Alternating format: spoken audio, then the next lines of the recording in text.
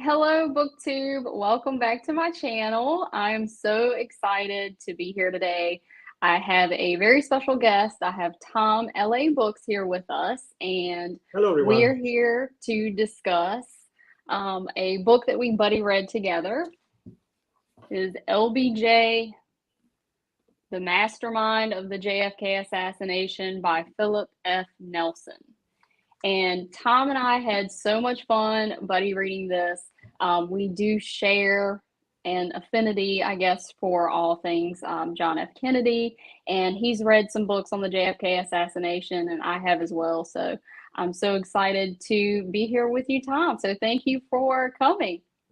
Thank you so much, Carrie. Thank you for the inspiration for this buddy read, and thank you for hosting. Of course, it was a really fascinating read. And even before we get to the book itself, as we were mentioning, it could be interesting. We have here obviously somebody who is American, like you, who's been reading and studying the subject for some time, and then you have an Italian who has less to do with American history, let's say, but who is also very interested in this topic, and especially because it's a topic that really has so many ramifications into almost the entire, at least 20th century and beyond. And that's part of the fascination. If you like a little bit of history, I love the Cold War era. I love the type of history and everything that kind of rotated around it. So thanks again. That was my way to say thank you. May I ask you, maybe as a very first intro question, why do you think personally, what is it that for you, makes this subject, this topic so attractive and so such a constant source of interest and inspiration for you? Well, Tom, I really have always enjoyed Cold War history and I love the 1960s era. And I think when you look at the 1960s, there is definitely a change after the assassination of John F. Kennedy. I think that is the one event you can point to in the 1960s and say there was a before and there was an after. And so many things as far as, domestic politics and even international politics, I think have changed. Because of Kennedy's assassination. And I also think that that event, because it was so public, because it was so violent and so tragic, I think it really shook something in the fabric of America, if you will. And I do think it's one of the reasons that the American public did start to question the government.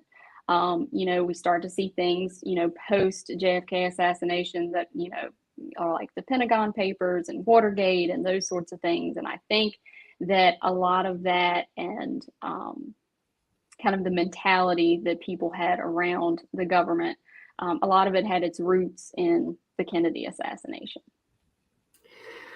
I mean, without any doubt, it was one of the most important and impactful historical event of the 20th century.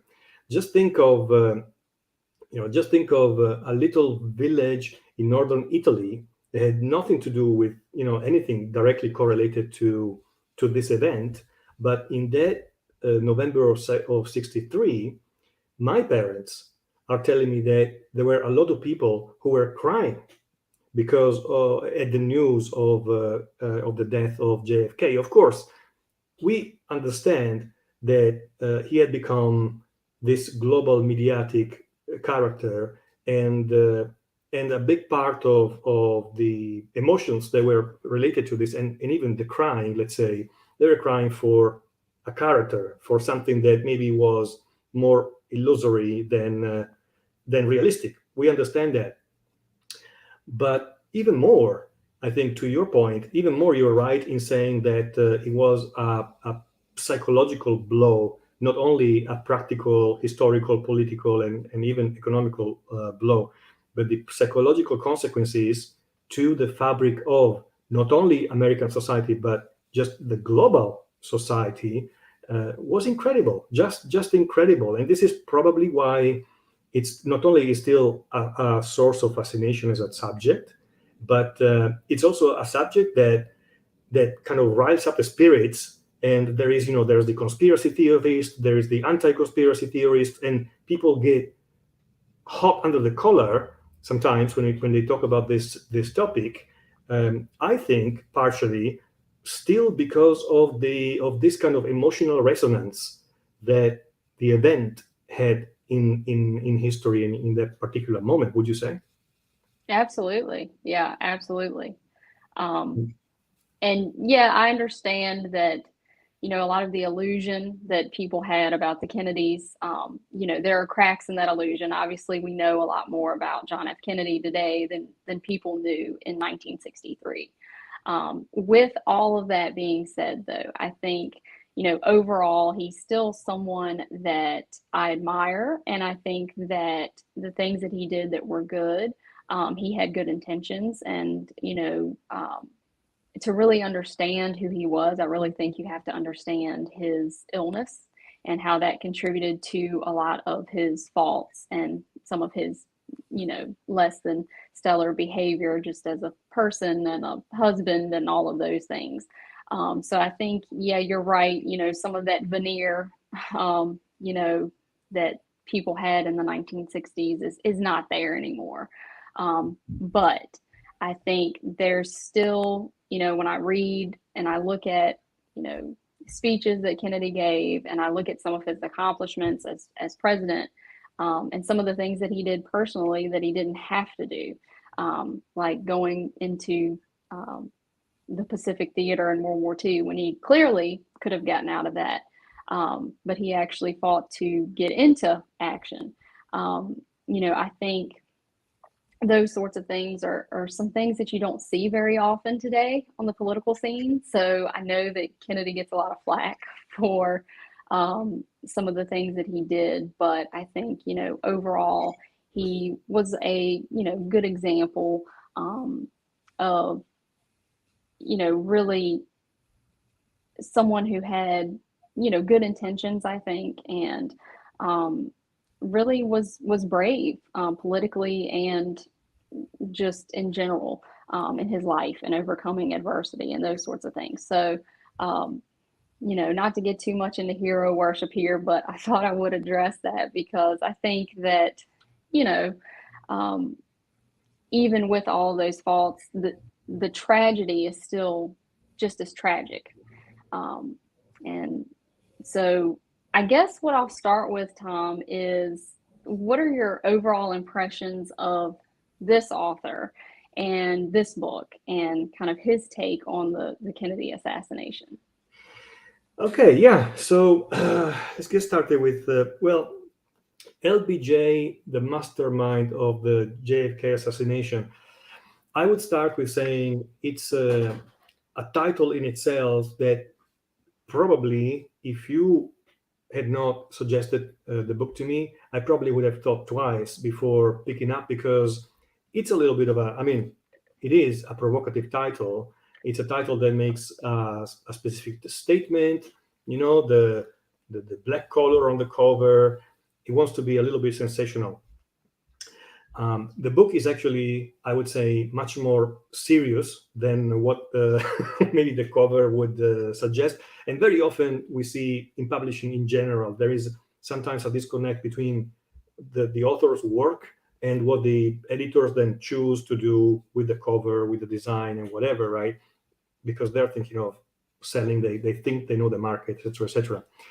So the author takes a stand. He presents a theory, and this theory is very broad, but also very specific in a sense, which is Lyndon Johnson was the mastermind behind this assassination. So this is the reason why, while we were doing the body read and we were chatting about different chapters, something is interesting, something is not. I like the fact that we both had read the previous book that we also read by James Douglas, that's called on the same topic, which is called JFK and the Unspeakable. which to me, even if I really, really enjoyed this book, I still maybe slightly enjoyed a little bit more, at least from a framework standpoint, because JFK and the Unspeakable is framed without pointing any finger, without getting to any real conclusion, but to make a general analysis of all the forces that were kind of converging around this perfect storm around JFK in 63. Very deep historic analysis, all the possible and plausible and potential causes that could go into, that could move anybody or any group, organization, or even individual to kill Kennedy without without concluding anything, without getting to an accusation or a conclusion or something. Because let's face it, as of 2022, if we have a little bit of common reason or sense, in one way or the other, we cannot be 100% sure, because we don't have that type of certainty in one way or the other. We can apply our reasoning, we can apply our logic, and again, probably common sense as well. But people who strenuously defend one theory, at least from my point of view, I tend to see them with a little bit of suspicion, because it's very, very, very difficult. And the sea of facts and testimonies and everything else doesn't allow to get to one point or another at this point. This is also why there is still so much tension and political tension around the disclosure of these still undisclosed documents that relate to the investigation and that relate to the assassination. I don't know how many, but there is a good bunch. And if I remember correctly, you please keep me honest on this, but I believe that something like 3 or 4 years ago, the Trump administration said, okay, we're going to open them up. They kind of looked in the box, and then the day after they said, no, we're not going to open them up. If I'm not mistaken, that's what happened. The reasoning that was given was, whatever, there's priorities. Okay. Then the Biden administration started, and they also said, okay, now it's 2021, let's look in the box. And I think in that moment, they used the greatest excuse of all, which is COVID. Due to COVID, we have to think about something else. And they closed it down. Only maybe a month ago or a couple of months ago, a very minor portion of these documents had been released. But if I understand correctly, it's something around the 3 or 4% of all the totality of the undisclosed documents. Is that correct, more or less? So I've looked at, there's basically a huge Excel spreadsheet that you can download with each record's release. And you can click on links in the spreadsheet and go to the actual documents. And of course, there are thousands upon thousands upon thousands of documents. So I have not, gone through these with a fine-tooth comb. I'm not a researcher. This is, something that I enjoy looking into in my free time, but it's not what I do for a living. So I haven't done an exhaustive look at these records, Tom, but I will tell you, the ones that I looked at, some of these records were duplicates of things that were already released. Some of these records, it would give you a description of what the file was, but when I clicked on it, it was just the cover sheet. It didn't actually have the file with it, or it was heavily redacted. So, it's really hard to see much of anything that's been gained. I think there were a few notable things about Mexico that were in the release documents from the Trump batch and also from the Biden batch. But, other than that, I think a lot of it was duplicates. A lot of it was still redacted. And a lot of information is not going to be released until 2067. And some of that information is related to things that the Kennedy family wanted to be sealed until 2067. Okay. So, there's quite a bit that is out there. And of course, if you are a conspiracy theorist and you do believe that there was some sort of element of the government that was involved in, if not the assassination, but the cover up, then you might think that, well, it really doesn't matter what they release because they've probably destroyed, things of value already. So that definitely would be a concern. But I think to your point, Tom, about the Douglas book that we read, the subtitle for that book was Why He Died and Why It Matters. And I think that was kind of the key thing you were talking about, is that book really focused on the why. And, Yes. if you've seen Oliver Stone's film JFK, that was one of the things that the Sutherland character, Mr. X, talked about. No one's really asking why. Everybody is too concerned and distracted by, all the cast of characters that were in Dealey Plaza on the day and trying to really figure that out, while the real question is why. And Yes. I really tend to agree with that, because I do think that, when you look at the evidence, a lot of the evidence in this case was destroyed. I mean, we actually have several, doctors, FBI agents who admitted to destroying their notes about, interviews with Lee Harvey Oswald and, autopsy notes and things like that. We do know, because it was caught on film, that the crime scene was being cleaned up. The presidential limousine was being washed down while Kennedy was at Parkland Hospital. So, you know, the evidence is not there. And some of that evidence has been, um, discussed and discussed, like the autopsy information. And, if we talk a little bit about that, I would say, it's kind of hard to really get any answers out of that. Um, Yeah. Yeah. so yeah, Oh, that for me is tough, because I don't know that we'll ever get definitive answers on the who and the what in Dealey Plaza. But that question of why, I do think is important. yeah. Yeah. Exactly. And it's not an easy question to answer at all, because once you get into the why, then you have kind of sub questions. All that relates to Vietnam, all that relates to the CIA, this young, aggressive, dangerous organism that was the CIA in those times. Then you have the what Eisenhower had called the military industrial complex, all these different things that I think make for really fascinating history just by themselves, even in themselves.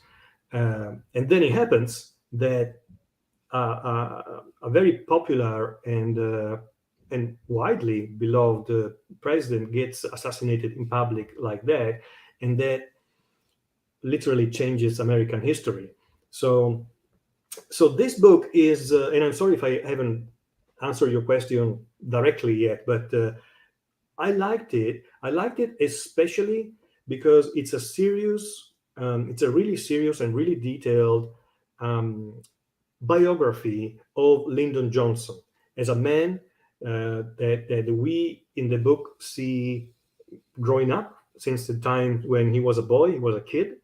He goes to college, and then his meteoric rise to politician, and uh, and everything that has been possible to gather, that is the background behind his rise and his success, which in almost the majority of the most important events in his life that actually made his career were marked by unethical behavior, cheating to say the least, stealing elections, and so the question that a third party objective, let's call it reader, who is reading this book can ask the author are like me are okay, so it's how easy should it be to distinguish the unethical behavior of a politician from Texas of those years,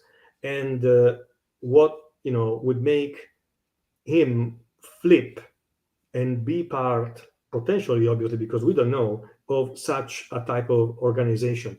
I don't think it's impossible. That's my position. I really do not think it's impossible or to be discounted that he was part of this group who organized the killing. There are a series of very strong arguments that the author makes, some of which I had no idea, I'd never heard before, and so kind of that strengthened the theory in my head. And we can I think quickly discuss them, and so because that's part of what connects the book to the title, because otherwise the book is a good biography of Lyndon Johnson, and it's very well made in itself, but it kind of converges all the elements towards this moment, which is so absurd that the author has to build a very, very strong case. Does he do it? I think he does. What I don't know if I buy the theory of LBJ as the actual mastermind. This is what I don't know if I actually buy. I don't dismiss it. I don't discard it at all because of all that is in the book. Um, but that's what as one who has read a few books about it, doesn't come from this national history, just using my general international, let's call it, common sense, can say it is plausible. I'm not sure if I completely buy it because I don't buy one theory. I mean, I am in the pretty comfortable in the majority of people who think that something went on. I don't think I have many doubts about that, to be honest. Mainly because whoever let's say aggressively pushes the opposite theory, which is the lone gunman, they also don't have really particular proofs or demonstrated facts to go on. But the argument that I keep hearing from this type of minority is, well, it's so difficult for human beings to psychologically admit that one single person can do such a huge impact on politics, on such a high level leader, that you subconsciously refuse to believe it, and therefore you buy into conspiracy theories. Okay, but this is not a logical argument in itself that brings me to, let's say, prove, demonstrate, or support a lone gunman theory. It's just a general theory. It doesn't connect. There is not enough logical strength there for me. And I heard this argument multiple times. Yeah, and I do agree with your assessment of the book, Tom. One thing, though, I guess that I kind of kept in mind as I was reading is that the author of this book is not like a career academic. He's not a career writer. He is someone who, in retirement, chose to, investigate this topic and has a passion for this topic. And so I did notice, a lot of the sources that he uses are secondary sources. So, like you mentioned, the book that we both read, he did reference that book quite a bit. And there were some other books that I've read on the topic that he referenced. And so there were a couple instances where, I really wanted to get the original source on something. And, that's difficult when you're using so many secondary sources. So that was definitely, a negative for his argument, for sure. But I will say, in the first few pages of the book, I think it was like in an introduction, the author mentions that he saw this documentary that you cannot find now. It's called The Men Who Killed Kennedy, and it was a 10-part series that was made for the History Channel. And back probably 10 years ago, you could find these episodes on YouTube. You cannot find them anymore. But there were specifically two episodes that some of Lyndon Johnson's camp had a problem with. And the History Channel made the decision not to re-air those 2 episodes. And I remember watching that, and I remember just being horrified. And, they had interviews with, people who had been attorneys for Lyndon Johnson and all these things. And so I really kind of identified with the author a little bit in the beginning, because I was thinking he's kind of like me, right? He's someone who has, seen things and read things that he found very disturbing, and he decided to start researching those. But yeah, I do think, the secondary sources and going at it from just the Lyndon Johnson angle was definitely, a challenge, looking at Yeah. this book. But, starting to get into some of the evidence here, Tom, a lot of this book, before it gets to the part about the actual evidence, it talks a lot about Johnson's personality and his psyche. And I think, the intention there is to really put us in his mind and set up this idea that Lyndon Johnson was capable of doing some of these things, or participating, or, being guilty in some way, in this event. And I'm just curious, what was most shocking for you, as far as Lyndon Johnson and his personality? Very good question. And I think many different things I found shocking that are historically demonstrated. And so these are facts about his career and about his life. But maybe the most shocking thing for me, reading his life, has been to realize how, and this is maybe the outstanding element about his personality, how much in secret everything that he was doing, and since he was very young, he was able to do everything that he did, what he really cared about, lying, hiding, and covering everything that he did. And the Kennedys themselves, from the very first day in office with Vice President LBJ, they are recorded to say to everybody, he's just a pathological liar. He's unable to tell the truth. And that actually happens when somebody is so um, introverted in his own lies that everything that he actually does and manages is so covered and secretive. Then outside, all that it comes out are lies all the time. So that was maybe the creepiest aspect of that came out of his biography from my standpoint. Somebody who was so fake on the outside that it's possible to theorize that he was able to paint this picture of the good elderly statesman later on in his during his mandate without many problems. Now, in addition, the author of this book also hypothesizes some type of psychological disorder. He actually is sure that LBJ had a bipolar disorder that was triggered during his teenage years, and then went on and got worse and worse and worse in the years to come, especially in the last years of his life, made worse by his drinking, because he was a functioning alcoholic, to say the least. And but the bipolar disorder is something that, generally speaking, makes somebody, depending how strong it is, but it tends to make somebody so unbalanced that the mood swings are the ones that are precisely told in this book. There are some moments when LBJ was just starting to cry for absolutely no reason in front of his staff, his team, and he would be desperate, tragically desperate, for a couple of hours, for example. And that is kind of peculiar. I mean, it's not like everybody is like that, right?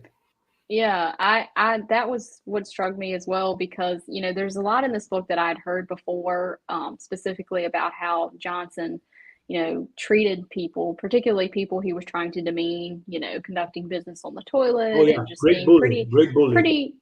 pretty disgusting and crass and all of those things. So I knew about all of that, but I didn't quite know the extent of these emotional swings, and just how, manic he could be, and then how completely devastated he could be. And like you said, there was one scene in the book that was described where Johnson breaks down in front of Bobby Kennedy, who he hated. I mean, this is his adversary, and he is literally in tears because he thinks that they're not going to let him be the vice presidential nominee. So I do think that, obviously we're not here to give a clinical diagnosis or anything, and there's no way to do that now. But I would say his grandiose view of himself, I would say the lying, that's something that can go along with certain bipolar episodes. Just the instability and all of that. And I would say probably his drinking, the extremes with that, would be indicative of some sort of mental, issue going on there. So Yeah, yeah, I was really struck by that as well. and Um, very closely linked to this point is something else that really surprised me, if not shocked me, is was to realize reading this book um, how close LBJ was to Hoover. I never knew that. I never knew about this. I mean, they were neighbors, they were buddies, they spent a ton of time together, and this is Hoover. I mean, the kind of tarantula of the '60s, right? He was the spider in this huge spider web of deceit and threats and hidden things. So that's your best friend. In That in itself was something that I found really surprising. yeah, I think that's really telling, that those two linked up and were involved in the Quorum Club. They had this club for a lot of the Washington elite, which was essentially a way to gather dirt on all of the politicians, that they could then use. But what I found interesting with that, Tom, is that, while Lyndon Johnson is, cozying up with Hoover and trying to get access to, dirt on other politicians, his house of cards in the early 1960s is really about to crumble, because a lot of Lyndon Johnson's, um, scandals and misdeeds are about to go public. A lot of people Fraud, don't, corruption. There are yeah, many different allegations. a lot of people don't realize how close, this was to becoming a national nightmare for Lyndon Johnson, because November 8th, I think it was early November, Life magazine was publishing a Baker bombshell, which was essentially exposing information about one of Lyndon Johnson's closest political operatives. And Bobby Kennedy was feeding a lot of information to a congressional investigation that was ongoing on Lyndon Johnson's activities. And literally the day of the assassination, Yes, some of these interviews were going on in congressional session, yes, investigating Johnson for corruption. And we're talking pervasive corruption in multiple levels of the US government. And so yeah. I'm curious as to, because I think the book did kind of set that part up well. How big of a role do you think Johnson's scandals played into, I guess, whatever part you think he played in the assassination, and also events leading up to the assassination? Yeah, that is an incredible scene. If you picture it, these lawyers and testimonies and witnesses who are in the congressional hearing, and they are really building the case, which is based on a lot of facts and documentation against LBJ. Not only he would have lost the chance to continue in the next mandates, but it would have been a huge just scandal. He would have been out of politics. And from that point of view, I see, if I step back for a second, I see eliminating JFK almost from the LBJ point of view, almost the perfect chess move, because no matter what risk you're taking, doesn't matter if you are crazy enough to do it or to organize it or to be part of it. In the exact second when that happens, you become untouchable, completely untouchable. Because you don't have a vice president. It's a very hot political situation. Nobody can touch you. It doesn't matter, and that makes me think a lot. In addition, there is the fact that there seem to be some very strange movements around Dallas the days leading to the assassination. And so you get to this courtroom and you see, these lawyers testifying against LBJ, the witnesses, and at a certain moment, a secretary or whoever it is storms in tears, and she's, "Oh, the president has been assassinated. The president has been assassinated." And we have records that say the lawyers kind of stood up and say, "Okay, there goes our That's it. It's a wrap. We can burn everything now. Let's do something else. Let's go and change our jobs or change our focus on something else."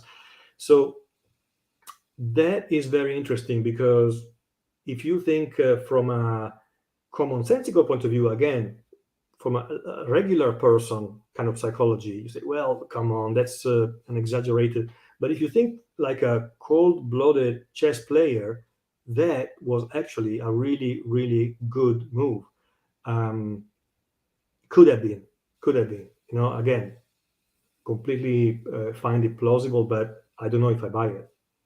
Yeah, there's definitely some interesting circumstances, and to piggyback on what you were saying, the 25th Amendment, which sets up the presidential line of succession after the vice president, had not been passed yet.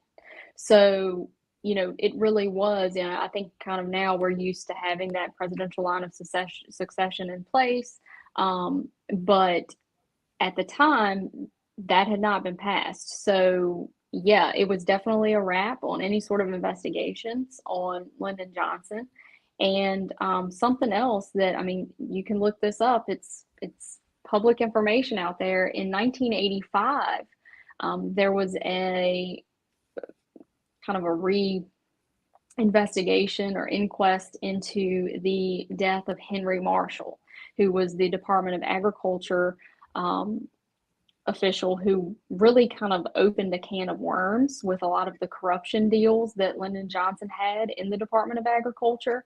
And in 1985, they changed his official cause of death from suicide to homicide. And just to give people a little bit of an idea as to how he died, he was shot 5 times with a rifle, and he also had carbon monoxide poisoning. And in 1961, when this happened, it was listed as a suicide. Now, you explained that one to me. And, this was in Texas. And so, of course, Johnson, it goes into a lot of his, connections there and how he really had influence over that, initial kind of verdict on this man's death. But Billy Solestis, who was the businessman who Lyndon Johnson had a lot of these deals with, he did eventually go to prison for fraud. But when he was released, he actually spoke at this grand jury, and he implicated, this was in 1985, he implicated Lyndon Johnson at that grand jury, and basically said that murder was on the order of Lyndon Johnson. So that is part of a court record. Yes. It's not anything that could lead to, I don't think, a reversal in Johnson's image. I really don't see any major repercussions happening there. Everyone else who was involved is dead. But I do think that is a little nugget of exactly. truth in that. Yeah. Exactly. It tells us something, because the question then becomes, how directly was LBJ working with these people, with Right. mm, Baker? You say that. Then there was this other guy, all people that later on during his Senate years, he did everything he could very aggressively to distance himself from. But the book does a good job in telling us that he didn't have any distance from them. They were buddies with these people. They were going to his house. He was going to their house years before. These were almost, they were not even just acquaintances, they were friends of his. So that is a very crucial question, how really technically close he was to these people who committed these murders. And then, they called it suicide. I love this comment from Kate Collar. How can you shoot yourself 5 times? Yeah, that's Yeah. I would Yeah. love to be, in that courtroom when they say, "Oh, this was suicide." 5 rifle Yeah. hits. It's impossible. And he also had head injuries. He had, blunt force trauma to his head. I believe whatever mechanism he would have had to use for the carbon monoxide poison, they didn't find at the scene. So you would think if someone had carbon monoxide poison, they wouldn't have time to kind of clean up the scene. I mean, it's just, You must um, you must be hating yourself so much to do all that to yeah. yourself to commit suicide. I don't know, if you were going to commit suicide and you had shot yourself once, just the amount of immense pain you would be in. I Oh, don't know, it's very rare. I don't know the statistics exactly, but I do know it is very, very rare to mm, have suicides with multiple, more than one gunshot wound. yes. And sometimes, you do have some that are not successful, and the one wound, they're incapacitated from that. So, Yeah. that whole thing, again, I don't know that we'll ever get any real answers for that, but I do think it's a testament to Johnson's character that he was so heavily involved and tied to these figures who clearly were involved in murders and Yes. corruption Exactly. and, Exactly. all of these things. Now, just to kind of get away from Johnson's scandals for a little bit. The book talks a lot about, international politics leading up to Kennedy's assassination and domestic issues we had going on at the same time. Um, I think we both agree that there was some sort of conspiracy at play here to assassinate President Kennedy, and neither of us, line up with the lone gunman um, perspective. So, what do you think the political motivations were for the Kennedy assassination? Wow, that's a difficult, very, very difficult question, because really the the answer, even if we had the true answer to that, it probably still could be a very complex answer. An answer that is driven by uh, one or the other really powerful drivers of the CIA, for example. CIA was, once again, a fairly young organization that in 15 years, 20 years, not even, had been specializing in regime change, assassinations, and cover-ups. This is what they have been doing for 20 years.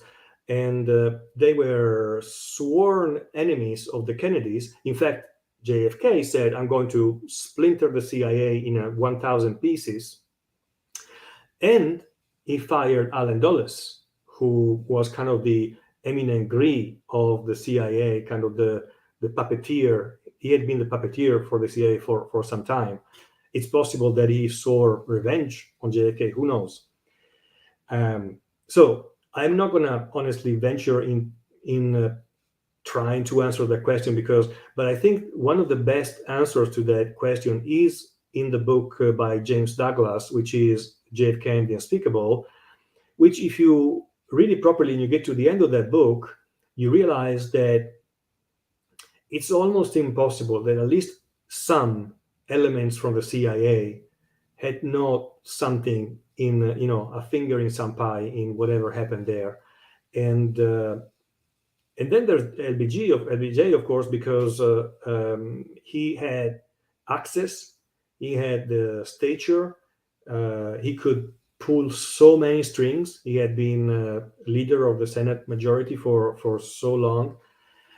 He had this unbalanced psychology and totally unethical behavior. And it seems like he never accepted in his career, not once, to be second to anybody.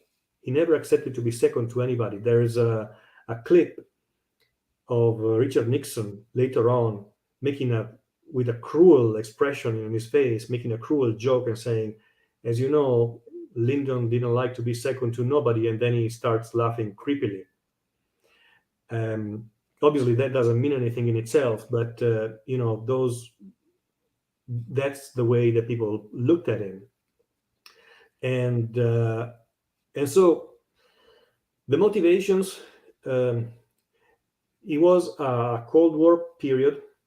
It's even possible that it's a little bit more. It's a little bit tinged with some type of ethical principle. In other words, and hear me out because I'm just speculating completely, but it's even possible that a group of people met and decreed out of their own egomania that JFK was being a risk, a danger to national security for the way that he was back channeling everybody and talking to Khrushchev, for example, and discounting some of the security measures that they had told him to take when communicating with Russia. Somebody said, hey, if we just let him do this, it's going to be Third World War or something. It's going to be national security danger. What can we do? Is it completely impossible to think of something like that? Maybe not. In that case, it would explain a little bit more the fact of more people involved, the big number of people involved, and obviously the secrecy, because it could never come out. The reasons why the truth can never come out. I'm not, obviously I love truth like anybody else, but it is also possible, let's remember, that the truth could be more hurtful to America than beneficial. And in that case, we pose the question, is such a truth worth going out? Maybe yes, maybe no. Yeah, I think there's some truth to that, Tom. And, sorry to pull that really difficult question on you. Yes. But, I think that of all the players that could possibly be involved in this, I think there were some overall probably motivations, but I think individuals had their own individual motivations. And I think some of those points kind of align with each other. So, if you look at Johnson, Johnson, if he's going to be president, even if he's not involved, he does need to be on board with this cover up. We do need to get him on board with that. And I think at the very least, you could, put the bug in Johnson's ear that, look, this assassination could set off World War III. And if you don't want that to happen, we need to get this wrapped up as soon as possible. And I think that's one of the lines that Johnson actually uses when he starts putting together the Warren Commission. He basically, strong arms Earl Warren into serving on that commission, even though he really didn't want to, by telling him, look, this is a service to the country. If you do not want World War III to happen, because we do believe this was a communist conspiracy with, possible involvement of Cuba and the Soviet Union, then we need to wrap this up. And, if you look at things like the Church Committee, the congressional investigation into the CIA's activities, that happens after this assassination, that's when we find out about the assassinations that the CIA perpetrated in the Dominican Republic and in the Congo. And, We find out about the 1953 coup in Iran. And so all of these things and their involvement with the mafia and plots to assassinate Fidel Castro. So, I mean, if you just look at what we now know is true, those things we know, they're factual. They have come out in the congressional record. If you just contemplate that for a second, I think people who do adhere to the lone gunman theory, if they really sat back and thought about that, and just considered the possibility that there may have been some things going on in elements of government bureaucracy and the intelligence community and the military industrial complex and these mafia characters that obviously our government was in cahoots with at certain points. I think you would have to agree that there is a possibility that this was a conspiracy. Yeah, well, and we also were discussing in our Voxer conversation about the second investigation that happened. I think in the 80s, there was a new commission that kind of took it from scratch, and they worked for something like maybe 3 or 4 years with and this was an official government investigation. I don't remember the name of it, but it was a committee for the House Select Committee on Assassinations. That's the one. Exactly. In 1976, yep. 76. So for a few years, they worked on it and they came to their own conclusions. And maybe it's not very well known, the fact that in their own conclusions, in the summary, they clearly state, actually, we believe there was a conspiracy. Full stop. That was their conclusion. Mm-hmm. So whenever you hear this conspiracy theorist being thrown out as almost as an insult to people can say stupid things, yes, but you can also think about a conspiracy, the potential of conspiracy, in a pretty normal, commonsensical, and intelligent way, like these people, these investigators and appointed professionals did in the committee. They didn't get to the point of exactly how it worked, because who knows, but they had enough elements to conclude that there was, with the highest probability, a conspiracy. Yes, and I'm glad you brought that up, Tom, because, I think conspiracy gets a bad name. But the legal definition of conspiracy is just that more than one person is involved in the planning or commission of some sort of crime. And I think that's a pretty low threshold as far as, this case goes, because I think we definitely met that. But it's something else that I found just incomprehensible, is that when the House Select Committee started reinvestigating this assassination, there were so many people that were either in the midst of being interviewed by the House Committee, or they had been called to testify before the House Committee, or they were, kind of on the list of names that were probably going to be called. And those people had deaths by very suspicious circumstances, yes. very unnatural. They were suicide. Right. Mm-hmm. And one of those suicides was George de Mordenschild, who was a businessman. He was from Russia. He had a lot of CIA contacts. He had a lot of government contracts. And this is someone who was friendly and had, social gatherings with Lee Harvey Oswald. So I want to start talking a little bit about what your thoughts are, Tom, on Lee Harvey Oswald and his role in the assassination. Wow. I mean, in terms of what the book gives us, from this book, Lee Oswald comes across, I would say, fairly clearly as somebody who had been, if not officially recruited by the CIA, in one way or the other, had been leveraged or used for either espionage or counter-espionage.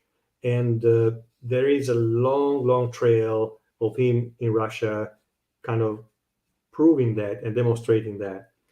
Then he comes back in a way that almost demonstrates itself that he was being handled. There were some people who were handling him, and this fact in itself is a pretty big blow to the theory that he by himself would think of killing the president with nobody else around because it seems like the only thing that we hear him say after the killing is he scream, "I'm a patsy." That's what he screams. "I'm a patsy." The egomaniac, want to become famous by killing the president theory, who screams, "I'm a patsy," never really clicked with me. I'm talking pure logic here. I'm not talking speculation. I'm talking about pure logic. You have grandiose illusions of becoming famous, the great assassin of JFK. Why would you scream, "I'm a patsy," if you're not? That's kind of my view. What do you think? So I think if you really look at Lee Harvey Oswald's actions and all of the connections that he has to people in the intelligence community, people in the FBI, people who were working for kind of the shell operations for the CIA. If you look at all of these interactions that he has with these people, I think that it must be part of some sort of intelligence covert operations web. I think it's just so incomprehensible that all of these things would line up. I think, when you look at things like his defection to the Soviet Union, and you look at the timeline there. So in October of 1959, that's when Lee Harvey Oswald, ex-Marine, goes to the Soviet Union. And in May of 1960, that's when Gary Powers, the U-2 pilot, is shot down over the Soviet Union. And 2 years later, we let Lee Harvey Oswald back into the United States. And not only do we let him back here, but the State Department actually loans him hundreds of dollars to come back to the United States. And I think that when you consider that Lee Harvey Oswald was someone who worked at Tsugi, Japan, and a base that flew U-2 spy planes, and if you look at the timing of the Gary Powers incident, I can't believe if you looked at that timeline, you wouldn't think this guy might be a threat. We probably shouldn't let him back into the country. Yeah. I just find it very hard to believe that you would just let them back in with virtually no supervision. And I know I think it was in August of 1963 when Lee Harvey Oswald was on the streets of New Orleans passing out Fair Play for Cuba literature, which was pro-Castro literature. And he gets into a scuffle on the street with some Cubans who are anti-Castro. He's arrested for disturbing the peace. There's some video footage of him out there on the street. But who does he want to call? He wants to call an FBI agent. And Agent Quigley comes to him, interviews him, and then he's released. And Agent Quigley destroys his notes. I just think that there's just too much at play here with Lee Harvey Oswald and his activities and the places that he visited. At the very least, I would say people would agree that, even if there wasn't a conspiracy, the U.S. government was very lax in keeping tabs on this man. That you would hope that someone who has military information and experience from being a radar operator on a U-2 spy base that has been to the Soviet Union, when he comes back here, you would think that we would know his activities. We would know where he is and what he's up to. And yet it even seems that the FBI really can't keep track of who Oswald is, because J. Edgar Hoover even admits that there was a man possibly impersonating Oswald in Mexico City, because he looks at the pictures and he says, this is not Lee Harvey Oswald. This is who they're saying Lee Harvey Oswald is, but this is not Lee Harvey Oswald. So I think, even Hoover had some questions there. And something that I read in this book that I found very interesting, the district attorney in Dallas actually called DC and said, look, we're coming across information that makes it look like Lee Harvey Oswald was an FBI informant. And we think that if this information comes out, it's going to be very detrimental. So I think that's pretty telling too, that even the Dallas investigators, as they're looking into Lee Harvey Oswald, they're finding things that are, leading them to government agencies and that are not necessarily lining up with this, just lone nut, political nut wants to make a name for himself. It just doesn't meet that narrative. Yeah. I mean, and I was thinking about the other elements that I had never heard before that I found in this book. And one that really shocked me, probably my ignorance because I never heard about it, was this Eugene Dinkin. He was this cryptographic code operator working for the US Army in France, who in 63, exactly 1 month before the assassination, he tried to alert his superiors that JFK would be assassinated in November. He had kind of captured some communications somehow about it. And something like a week later, he finds himself in a mental hospital. And nobody really talks about that guy anymore. But this is documented. There were people who, in fact, he tried to do a press conference as well. He ran away, taking a train to Geneva in Switzerland, where he found some reporters for the United Nations office, and to whom he told the story of what he had found out. And it's not the only instance where there are some type of leaks of a potential conspiracy before the assassination itself. I had no idea that this had filtered out. But okay, I mean, let's say there was a conspiracy, there wasn't a conspiracy.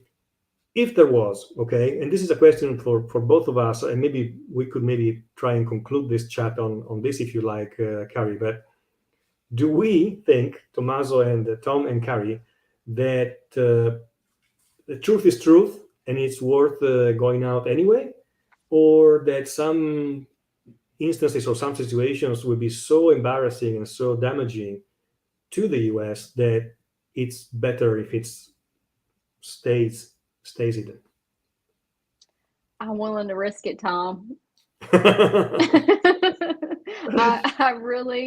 I think the truth is out there, and I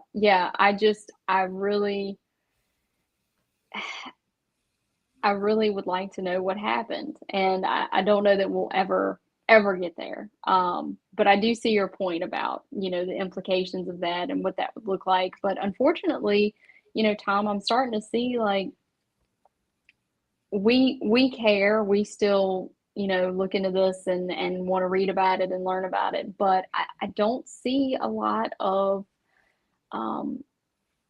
interaction and really call for action here. I mean, even when they always, do the media promo for the records release, it's kind of a blip on the news. It's really not anything that most people see as pressing. I think most people are, wrapped up in, current issues and things that are going on right now with the pandemic and the economy and all of those things, that I think that we might be okay to find the truth on this. I think, I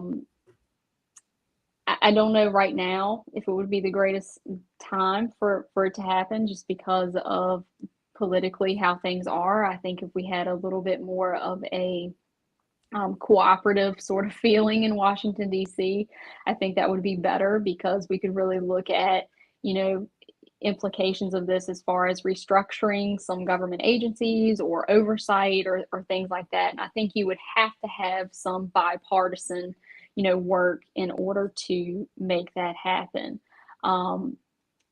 Tom, I know we said an hour, but I mean, are you willing to go on 15 more minutes? Oh, I'm fine. Absolutely. Yeah, Okay. Because I'm like, absolutely. wow, we really haven't even, scratched the surface here. But I'm just going to throw this out there. We've talked about the Douglas book so much. If you ever decide you want to do a reread of that, I would be more than happy to do that with you because I think that one is definitely worth, another look for Oh sure. yeah, everyone I've recommended that James Douglas book loved it. They thought it's so um, well made. The research, and to be honest, this book as well. Philip Nelson, the author, is in fact quoting James Douglas books very much, very often. And like you say, the a big value in this book is really the work of synthesizing and bringing together and organizing secondary sources in a very discursive way, in a good narrative that flows, that is readable, that very readable. I guess a couple of other books that I've read are kind of all over the place and Mhm. mishmash. And I But think that's why a lot of people kind of, don't give a lot of credence to conspiracy theories on this topic because they think, well, the shorter list is who wasn't involved and what government agency wasn't involved in this assassination if you really, believe in these conspiracies. But I think one thing that this book does well, like you said, is kind of puts it all together and really puts it into a narrative that makes sense. yeah, And he also points out the fact that, the CIA at this time had an operation called Operation Mockingbird, I think is what it was called. And that was with their dealings in the media, basically their control of the media and oh, pushing that's out right. certain information. And so I Yes, think that's also really important when you're talking about, what the press is reporting about the assassination and kind of the cover up and the control of all of that. But I did want to get into because I do think there was so much in this book. I mean, obviously, I had so many tabs in this I love book, that. but of all of the evidence, of all of the witnesses, the testimonies that were in this book, what were the pieces that you found most compelling? Okay, good question. Let me think for a second. Probably, I've been thinking for quite a while without finding particular holes or gaps in the theory. And this is really practical and logistical rather than theoretical or based on politics. About the fact that from the photographic evidence, it seems like LBJ disappears under his car seat before everybody else in the motorcade. I mean, I shouldn't be laughing about this because it's all pretty tragic, but it makes Mhm. me laugh because it's so ridiculous that Yeah. he was. Um, the people around him said that he was listening to some radio, and they don't even know what he was listening or he was pretending to listen to a radio because the radio was fixed in the car where he was riding, and so he wouldn't need to lower his body to that level if he wanted to hear the radio. Plus, what you asked, what sense would it make that he was listening to a radio during an important motorcade and parade where he was supposed to say hi to people? But there is a clear moment that the author also included some photographs on with zoom, etc., where everybody else on his car is visible, meaning that their heads are above the level of the seats of the back seats of the car, and his head is not, is below. And I mean, I don't, I don't know how to say or how to think that is not a suspicious move. And the fact that they try to eliminate this photograph many times, apparently. Yeah, apparently that photograph, I think it's the Altgens photograph. That one, the negative is actually missing from the LBJ Presidential Library. Um, or they didn't publish it in Life magazine at the time. There's something with that photograph that's missing. I think there's another photograph, that the infamous wink photograph. Actually, I printed Oh, it out.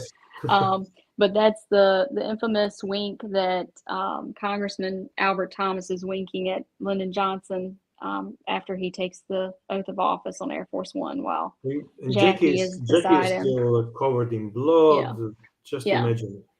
And that one, I know the negative is missing, but luckily that one was printed before the negative went missing.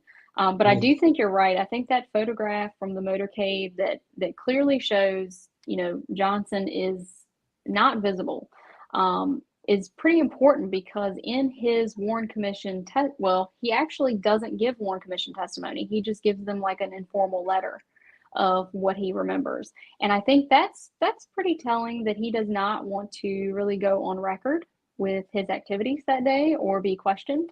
But in that account, he says that Rufus Youngblood, the Secret Service agent, had pushed him down to the floorboard. And Rufus Youngblood doesn't really remember that. He says, well, if the president says that, then that must be what happened. But after the fact, he says, no, that I didn't do that until later. So yeah, I think that picture was pretty disconcerting.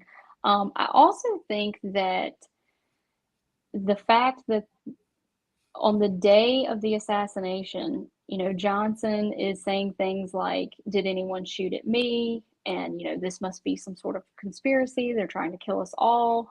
He's saying these things, but his actions don't line up with that belief, because when he returns to Washington, he doesn't check in with any of our national security or defense agencies.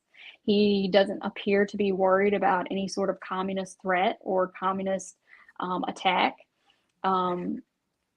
And, we end up going to war with a country 9,000 miles away, Vietnam, that was not a threat to the United States.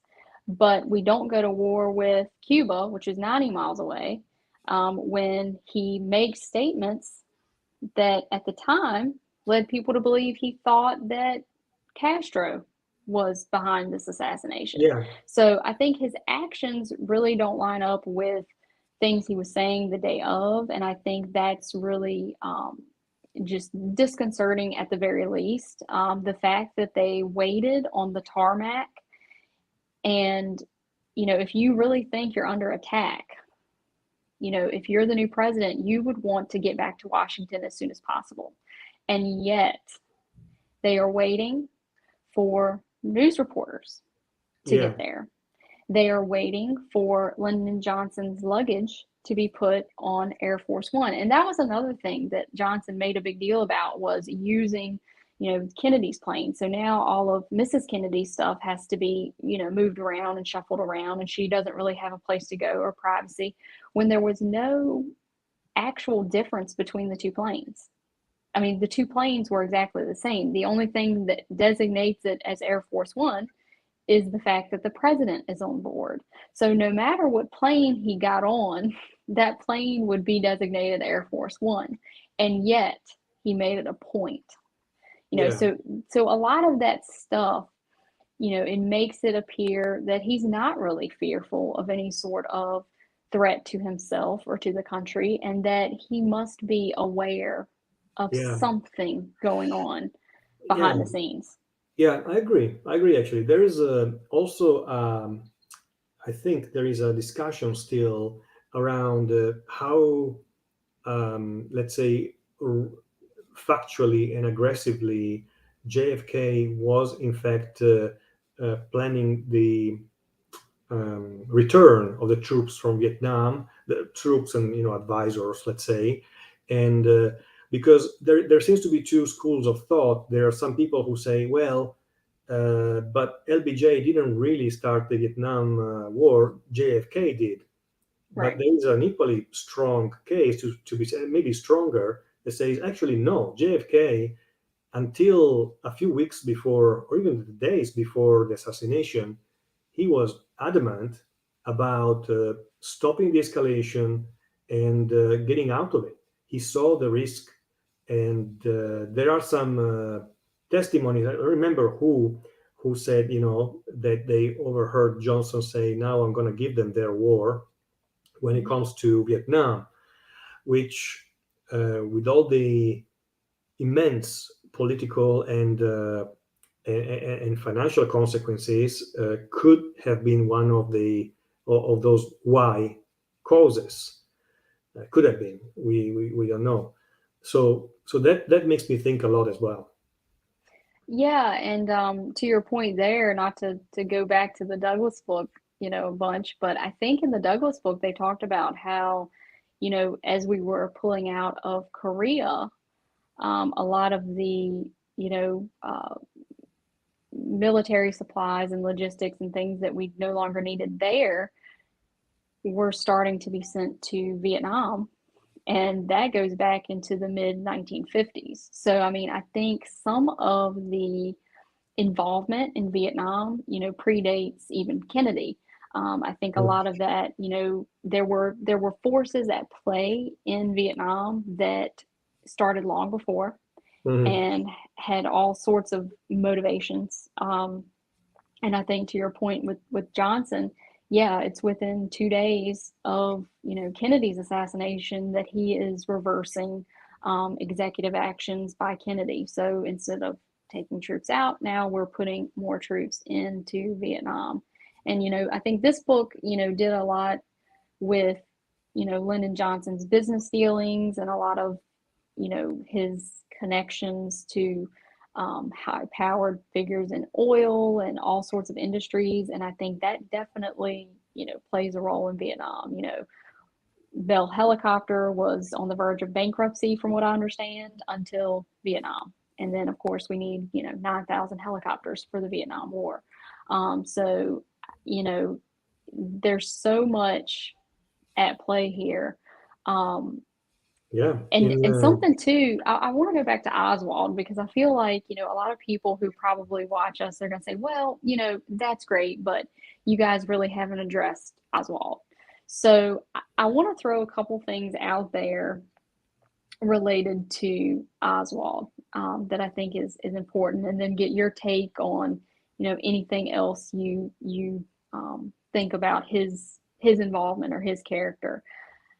There were 6 witnesses in Dealey Plaza who stated that they saw a Rambler station wagon pick up a heavy-set man in horned-rimmed glasses and Lee Harvey Oswald. So they saw Lee Harvey Oswald, but they also saw another man being picked up. And there were eyewitnesses at the Tippit murder, Officer Tippit, who was gunned down, who saw 2 people at that murder site.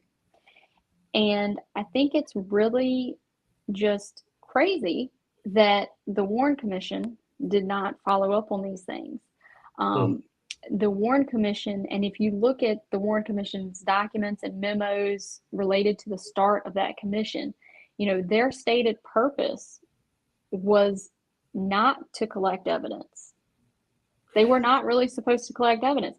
They were supposed to, and I quote, convince the public that Oswald acted alone and had no Confederates. Yep. Yeah. So they came from Hoover and from LBJ, right?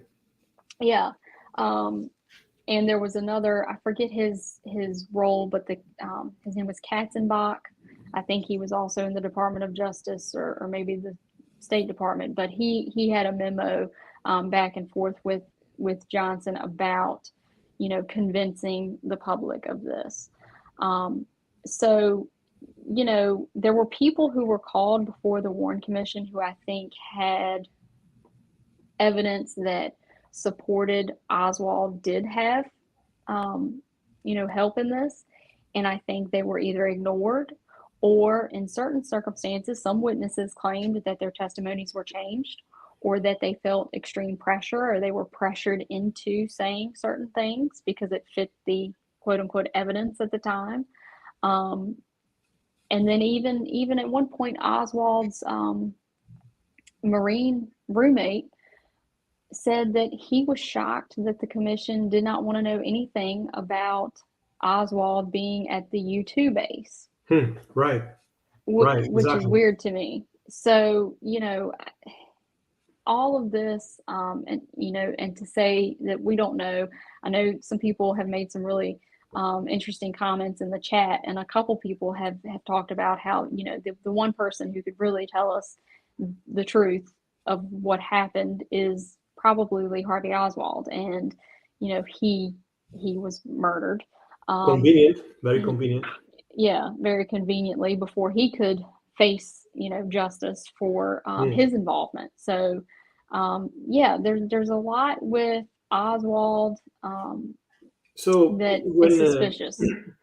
one thing when it comes to Oswald and the book depository that I didn't know and I learned from this book, and we had a quick chat about during our buddy read, is the fingerprint by Mac Wallace.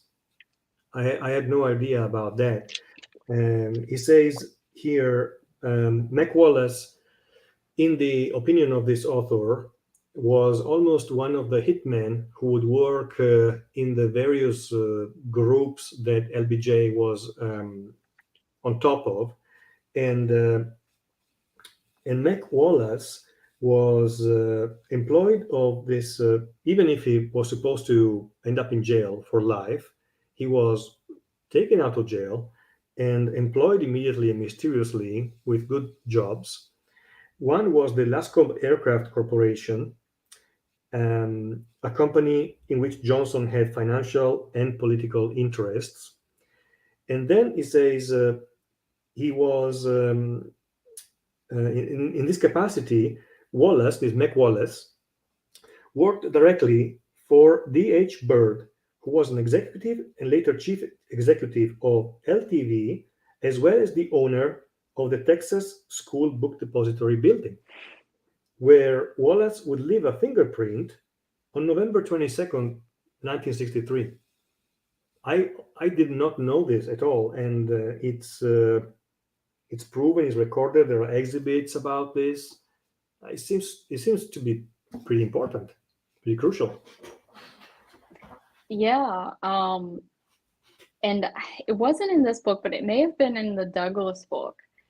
There was an eyewitness who he was deaf, and so he saw everything that happened on the grassy knoll, and he had a lot of information about a lot of suspicious activity there and a lot of people who looked like Secret Service agents and things like that, even though the Secret Service said that they did not have anybody on the grassy knoll.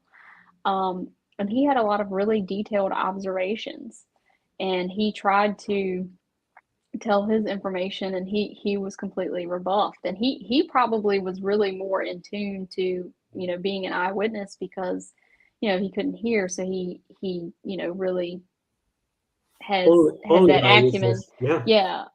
And so yeah, it's just crazy to me that this happened in public, and we have video, we have photographic evidence, um, and people still, even with all of that evidence, think it's Oswald alone. I'm not denying that Oswald was maybe somehow involved, but I think, look at what he says. You pointed out that Oswald said, I'm a patsy. Okay.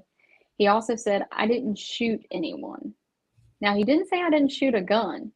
I find that very interesting, because, you really have to look at what people say and what they don't say. And I think it's interesting that he didn't say, well, I didn't shoot anything, or I didn't even have a gun. No, he said, I didn't shoot anyone. And Yeah. there were some shots that missed. Yeah. On There this were some point, shots that missed. I found it so fascinating in the book where he talks about a track. Somebody was discovering a potential track where there was a group that was trying to organize a conspiracy fake to fake an assassination attempt towards JFK, and in all this work they were talking about the possibility of hiring someone like Oswald to be part of this and to tell him that it would be fake, that he would need to miss the target.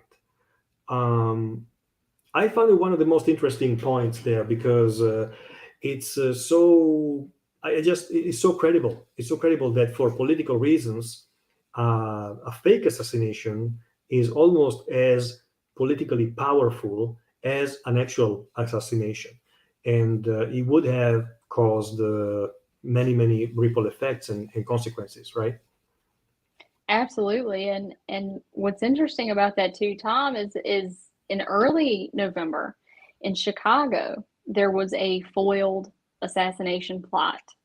And the perpetrator, well, his name was Thomas Valley, and he was a former Marine, just like Lee Harvey Oswald. I believe he was about the same age as Lee Harvey Oswald. He was found with a high-powered rifle in a upper story of a building along the proposed motorcade route that was going to go through Chicago when Kennedy had a planned visit there. And so that trip was actually canceled because this plot was uncovered. So I find that very suspicious. I mean, there's so many coincidences here. They can't all be coincidences. You know what I mean? Yeah. Like, this Yeah. is too close to what happens in Dallas. And Yeah. are there really that many, you know, Yeah. uh, people like Oswald out there with the same background virtually? I Yeah. mean, it's really crazy. And then to find out that the Dallas Secret Service detail wasn't even informed of this information, like they didn't really have knowledge of this. Yeah. And I Yeah. think one of the things that you were talking about um, happened in November as well. And that was related to another motorcade that was planned, I think, somewhere in Florida. And they came across some recordings from a police informant. And this right wing extremist guy, his name was Miltier. Um, there was a recording of him talking about a high-powered rifle being used from an office building along the Kennedy motorcade, and that this is the chilling part. Someone would be arrested and would serve as the scapegoat. Mm-hmm. And so now, you know, knowing that information and then hearing Oswald say, "I'm just a patsy," Yeah. that's Yes. not a word you just come off with. You Yeah. know, most people would say, "I didn't do it, you got the wrong guy," or whatever. But I'm a patsy. That's a very interesting Yeah. choice of words. And another argument that I've heard from the conspiracy bashing side is, well, if it was a conspiracy, there had to be so many people involved that it's impossible that nobody has spoken. But the truth is that they actually have spoken. They have, right? They actually have spoken. It's just that it's been either eliminated or lost in the confusion. And like you mentioned, very likely some people have been suicide, and that's over a span of time of probably 10, 15 years, whatever there was.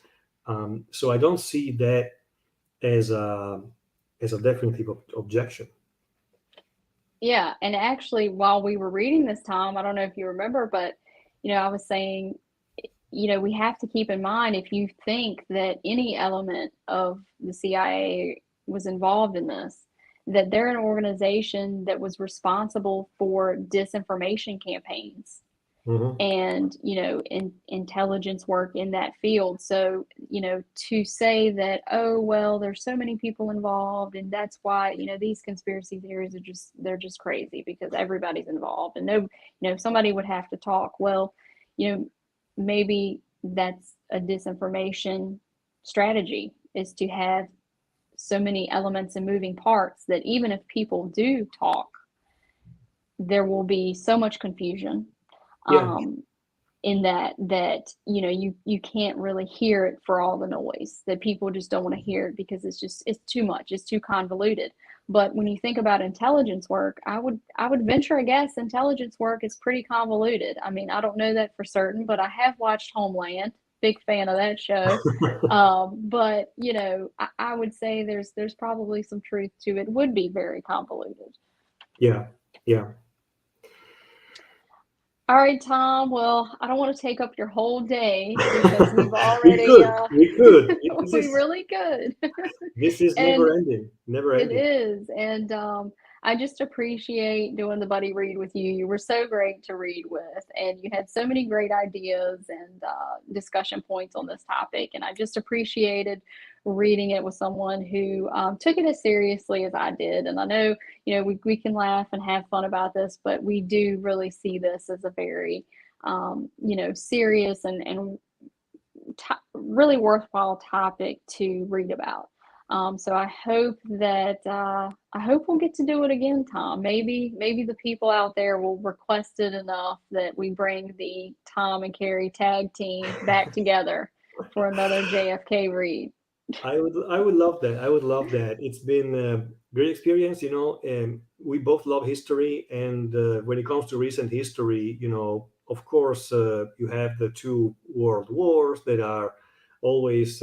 But this event, honestly, will remain as a pivotal event in history, and who knows what and when and how things could come up in the future.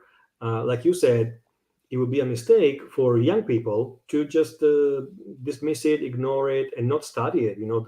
This is something that needs to be studied maybe more carefully than other topics for that reason. So, in any case, thank you again for making me find out this little gem. I love the experience. I know more than I wanted about this guy. Yes, absolutely. and Um, and yeah, I learned a absolutely. lot. Well, thank you, Tom, and thank you to all the people who joined in the discussion. I did see your comments, but I didn't put any on the screen because I was just too intensely involved in this conversation with Tom. So I do appreciate you guys commenting and coming to support us. And I am in an undisclosed location since we are talking about conspiracy theories. So I feel like I do have to say that anything Tom and I said here, these are our opinions. This is just a discussion of a book. So, we don't want to be on any sort of, no fly list or anything like that. But I think that hopefully someone got something out of this. And I Yes, will see you guys next time. Thanks, yes. Tom. Thanks again. Thank you, everyone.